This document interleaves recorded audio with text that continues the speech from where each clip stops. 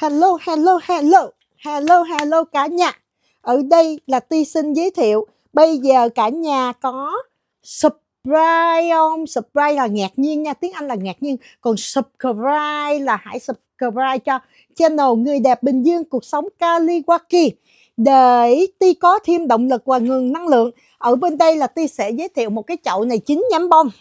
9 nhánh bông nó đang tàn đầy hết 2 ga lông, đây hết rất là đầy. Cái chậu Pacific Aquarius này được người sư phụ được người sư phụ ở miền Bắc California tặng Ti. Bây giờ Ti sẽ chiết nó ra để mà chia sẻ cho ông bà cô chú các anh chị. Thì ông bà cô chú các anh chị nào hãy qua cái video để coi cách chẻ cây và trồng cây cho cái chậu Pacific Aquarius 2 ga lông đầy nhóc 9 nhánh bông nha ông bà cô chú các anh chị. Hello, hello, hello, hello, hello, hello.